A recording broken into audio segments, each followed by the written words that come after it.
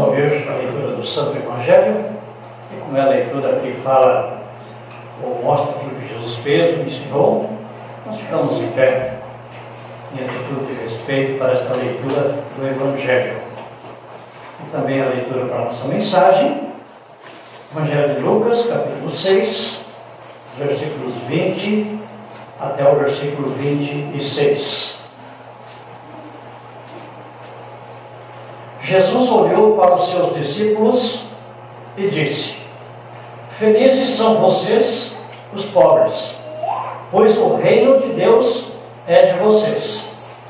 Felizes são vocês que agora têm fome, pois vão ter fartura. Felizes são vocês que agora choram, pois vão rir. Felizes são vocês quando os odiarem, rejeitarem, insultarem e disserem que vocês são maus por serem seguidores do Filho do Homem. Felizes vocês, fiquem felizes e muito alegres quando isso acontecer, pois uma grande recompensa está guardada no céu para vocês. Pois os antepassados dessas pessoas fizeram essas mesmas coisas com os profetas. Mas ai de vocês que agora são ricos, pois já tiveram a sua vida boa. Ai de vocês que agora têm tudo, pois vão passar fome. Ai de vocês que agora estão rindo, pois vão chorar e se lamentar. Ai de vocês, quando todos os elogiarem, pois os antepassados dessas pessoas também elogiaram os falsos profetas. É a leitura. Que Deus abençoe o nosso meditar. Pode sentar-se.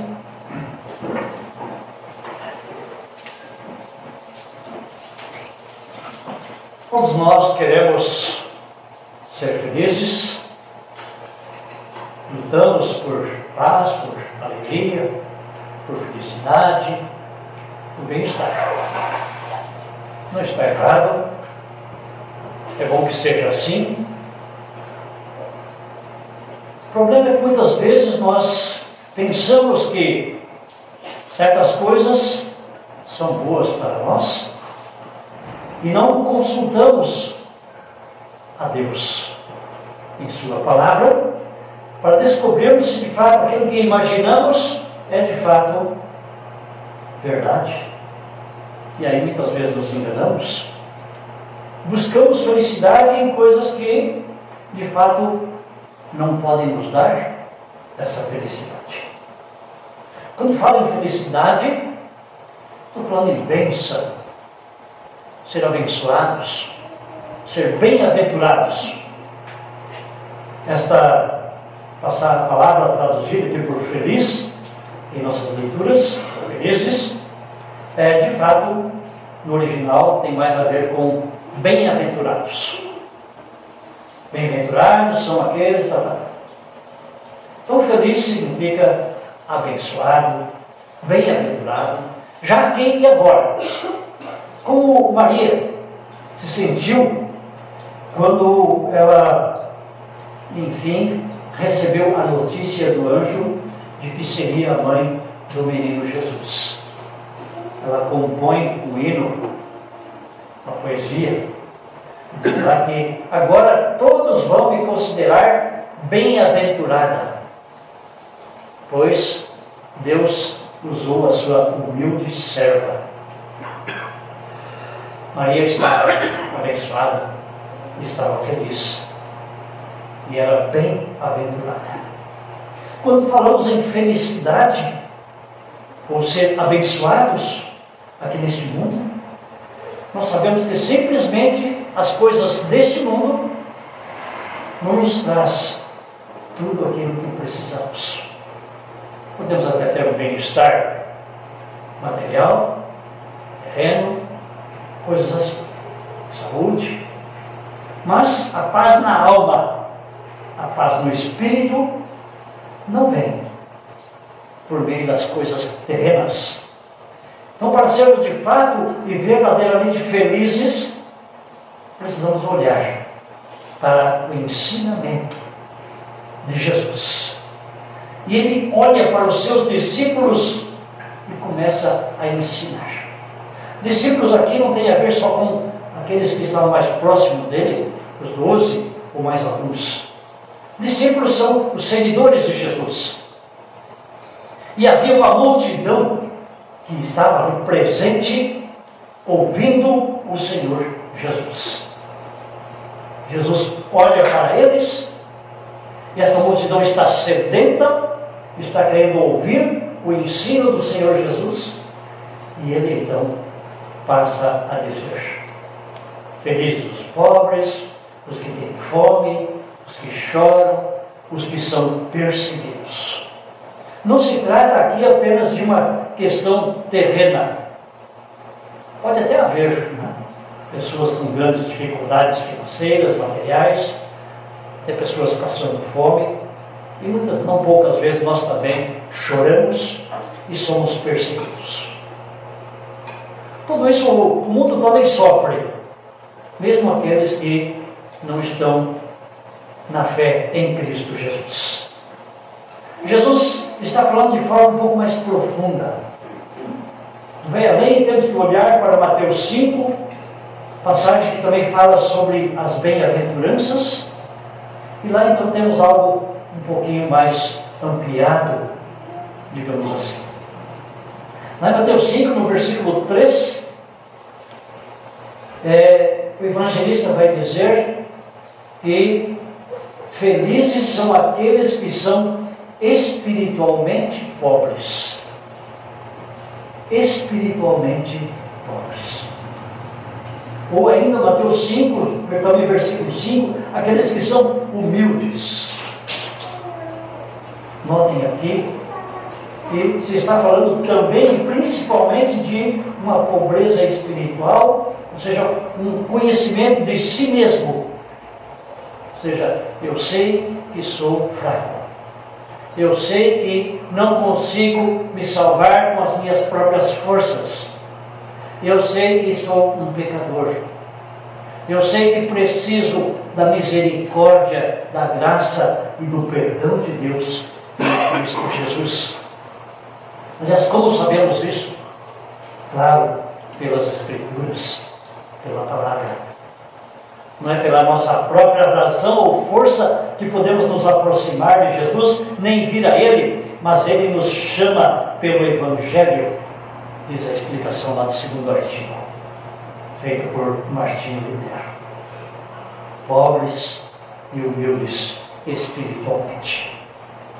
E aqueles que somos abençoados com riquezas terrenas, materiais, com certeza saberemos usar esses recursos, não só para o nosso próprio bem-estar, mas também para que o reino de Deus seja ampliado em nós e a partir de nós atinja também outras pessoas.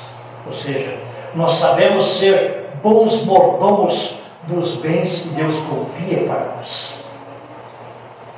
Isto significa estar no caminho da verdadeira paz e felicidade, quando olhamos não só para nós mesmos, mas olhamos também para o nosso próximo, a quem Deus diz para amarmos como amamos a nós mesmos. E ser espiritualmente fraco não significa que não temos força. É exatamente aí que nós temos a verdadeira força que vem de Deus. O apóstolo Paulo, em 2 Coríntios, capítulo 12, no versículo 10, ele vai dizer a mesma coisa em outros lugares também, mas aqui ele diz: quando perco toda a minha força, então tenho a força que vem de Cristo. Esta é a verdadeira força. A nossa força, por mais que possa fazer alguma coisa, é muito pequena diante das dificuldades e dos problemas que o mundo, o diabo e a nossa carne nos apresenta. Paulo, o grande apóstolo Paulo, sentia-se fraco e diz: aí, neste momento, eu tenho a força que vem de Cristo, a verdadeira força. A força também que é acompanhada com a verdadeira sabedoria, dada igualmente pelo Espírito Santo, a nós pela palavra. Lutero diz uma frase interessante, eu não tenho toda ela completa, como ele disse aqui, mas mais ou menos o seguinte: que Deus fez tudo do nada, e se eu não me torno um nada, Deus não vai agir, não vai atuar em mim ou através de mim. Ou seja, quando somos guiados pela nossa força e pela nossa razão, e isso muitas vezes está contrário à vontade de Deus, então é como ser uma força muito fraca, que não tem nada, não tem capacidade de realizar alguma coisa. Mas Deus quer atuar em nós. Deus quer agir através de nós. E então precisamos reconhecer, sim, a nossa fraqueza, a nossa dependência, pedir: Senhor, nos ajude. Tenha misericórdia de nós. Dá-nos sincero arrependimento, dá-nos o teu perdão. Assim, então, nós somos também, como diz outra passagem, né? Nós somos um vaso de barro. Um vaso que precisa ser quebrado e que precisa ser feito de novo pelas mãos do Senhor. Note que o caminho da felicidade está longe de ser aquele caminho proposto pelo mundo, pela nossa inteligência, ou ainda o diabo se aproveita dessas tentações para também incutir em nós esses pensamentos de que a felicidade está nas coisas deste mundo. Não é aí. Precisamos das coisas deste mundo. Usamos as coisas deste mundo também para o nosso conforto e também para o bem-estar nosso e do próximo. Mas a paz e a felicidade está naquilo que Cristo nos oferece. Lemos há pouco lá em 1 Coríntios. Qual é o ensino mais importante? Que Cristo morreu, pagou os nossos pecados, que Ele sofreu por nós, que Ele ressuscitou. O ensino fundamental e mais importante. Por isso, no mundo em que vivemos, também somos aconselhados, não, a ter fome. Não uma fome terrena, talvez. É certo que às vezes, ou por vezes, também cristãos passam fome, passam necessidade. Eu falo meio brincando, mas comigo aconteceu. Passei fome uma vez que eu me lembro. Estava lá no Mato Grosso, no meio do barro, lá com Fusquinha, aliás de ônibus, e o ônibus pousou lá na valeta, caiu. No dia eu estava com fome. Não morri de fome. Foi bom fazer um jejum, né? Mas, enfim, também os cristãos neste mundo passam necessidades, é verdade. Mas a fome da qual se fala aqui, além dessa fome talvez física que pode acontecer, é algo mais profundo. Olhando novamente lá para Mateus 5, no versículo 6, vamos ver que nós precisamos ter fome e sede de justiça. Fome e sede de justiça. Não uma justiça feita por nossas mãos, pois somos fracos. Não justiça feita por pessoas aqui neste mundo, por mais poderosos que sejam. Também eles são fracos. Mas uma justiça que vem de Deus. E a justiça que vem de Deus não é uma justiça que Ele cobra de nós, porque Ele sabe que somos fracos. Então o que Ele faz? Ele faz justiça por você, por mim e por toda a igreja. Ele morre na cruz.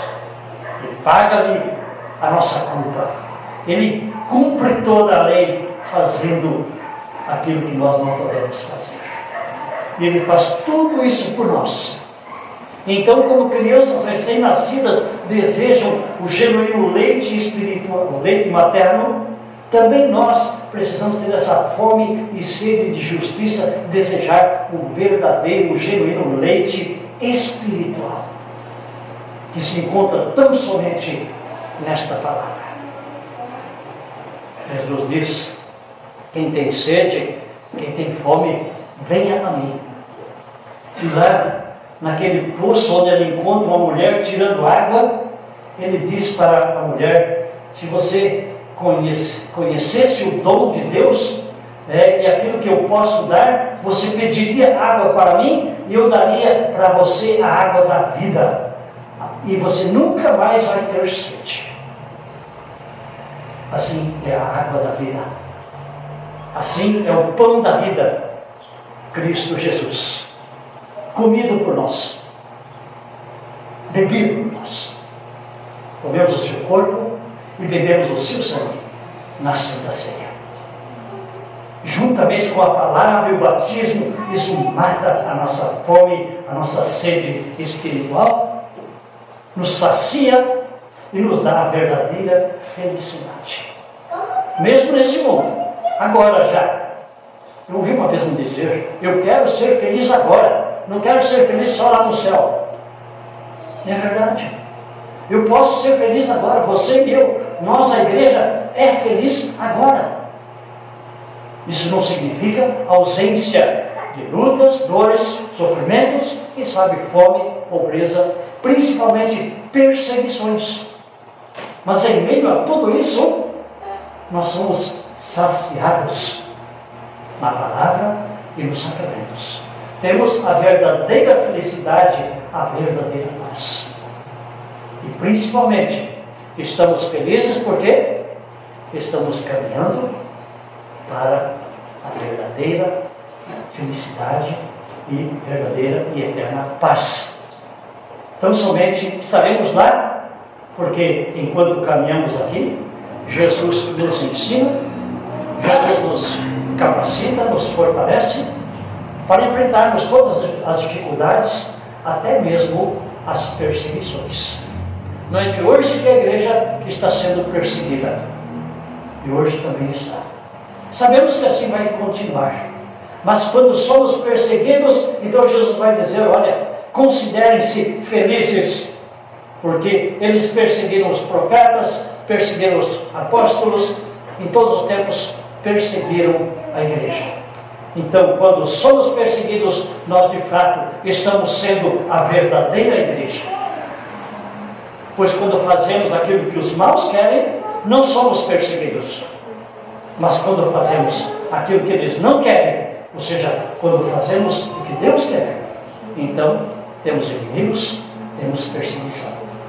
Mas isso não tira de nós o ânimo, a coragem e a força, porque tudo vem de Deus, que nos garante que porque Ele venceu, nós somos mais que vencedores.